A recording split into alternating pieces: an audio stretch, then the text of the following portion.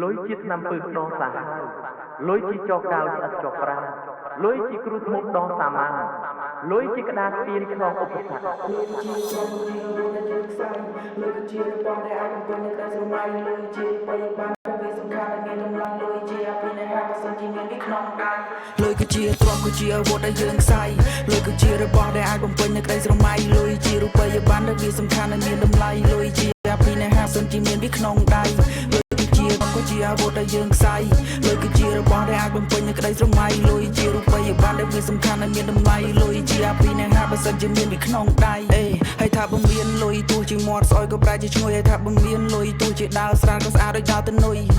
មាត់មិនសូវផ្អែមតែផ្អែមនៅពេលដែលមានលុយលុយប្រៀបដូចបង្អែមតែឲ្យយើងរំដូចជារុយ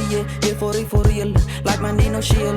ពេលគេដៀលឲ្យមើលមុខយើងរីព្រាលតែក៏មកអាត្មានិយមឲ្យព្រោះតែលុយ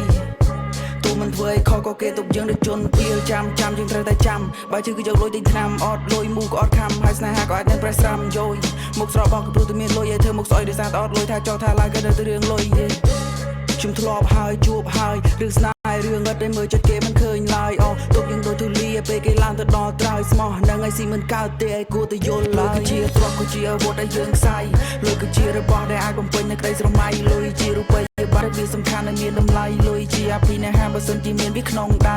លុយគឺជាទ្រព្យគឺជាអាវុធដែលយើងខ្សែលុយគឺជារបស់ដែលអាចបំពេញនៅក្តីស្រមៃលុយជារូបិយប័ណ្ណដែលវាសំខាន់ហើយមានតម្លៃលុយជាអភិនិហបបើសិនជាមានវាក្នុងដៃគេថាលុយបែងចែកជាពីរវណ្ណៈ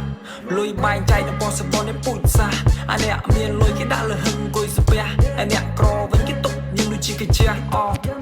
លុយបែងចែកជាពីរវណ្ណៈ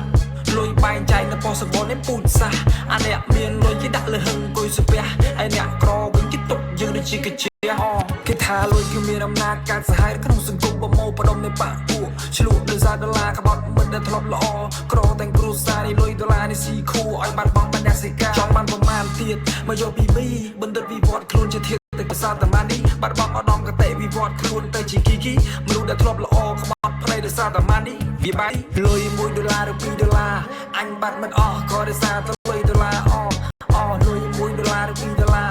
បង់សតិក៏ដោយសារតែលុយដុល្លារលុយ1ដុល្លារឬ2ដុល្លារបែកបាក់គ្រួសារក៏ដោយសារតែលុយដុល្លារលុយ1ដុល្លារឬ2ដុល្លារអត់ត្រង់អ្នកមានហើយអាឃ្លៀនត្រង់អ្នកផ្សារលុយគឺជាទ្រព្យគឺជាអាវុធដែលយើងខ្សែលុយគឺជារបស់ដែលអាចបំពេញនៅក្តីស្រមៃលុយជារូបិយប័ណ្ណដែលវាសំខាន់ហើយមានតម្លៃលុយជាអភិនិហបបើសិនជាមានវាក្នុងដៃលុយគឺជាទ្រព្យគឺជាអាវុធដែលយើងខ្សែ